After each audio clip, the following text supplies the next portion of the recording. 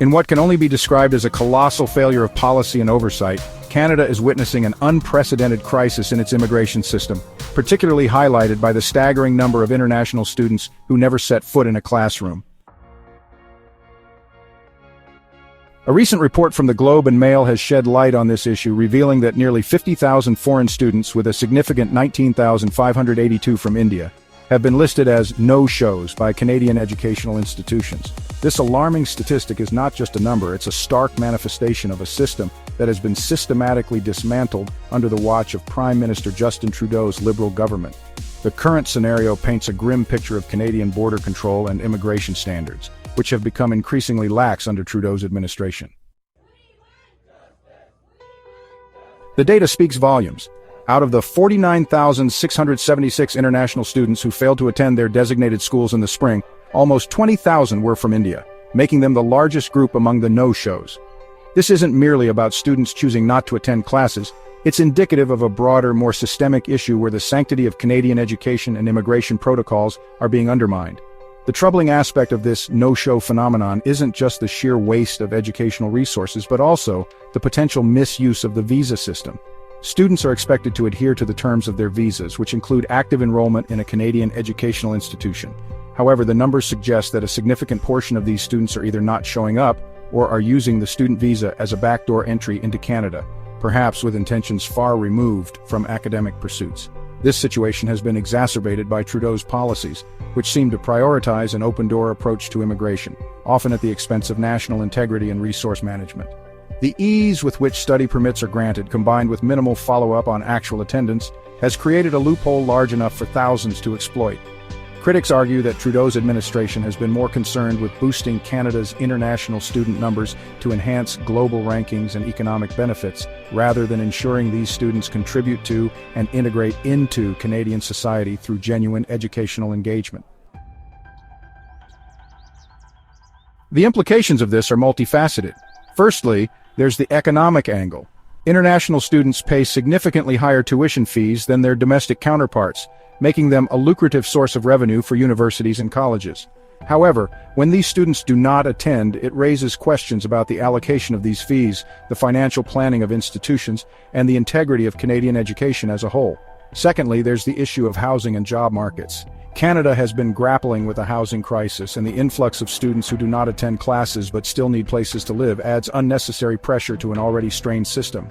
Similarly, the job market sees competition from students who might be using study permits as a means to work in Canada, often in roles that do not require the education they were ostensibly here to pursue.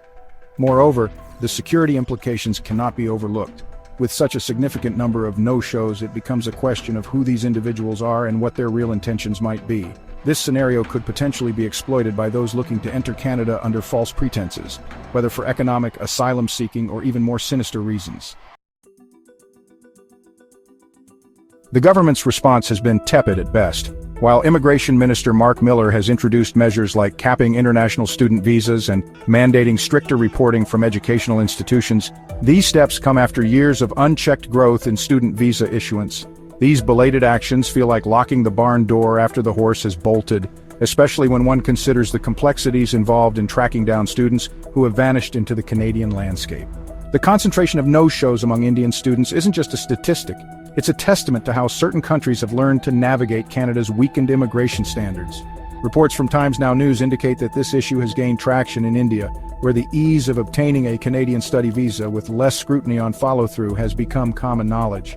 This has arguably led to a perception of Canada as a soft target for immigration, where the promise of education is but a facade for other opportunities.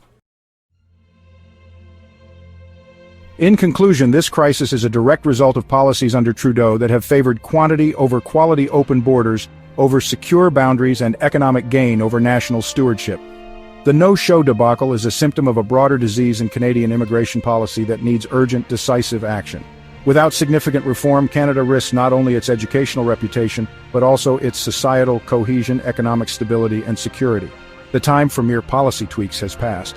What's needed is a fundamental reassessment of how Canada views and manages its international student intake, ensuring that it aligns with the country's long-term interests and values. In light of the alarming trends surrounding no-show international students, particularly from India, it's evident that the Canadian immigration system is in dire need of an overhaul.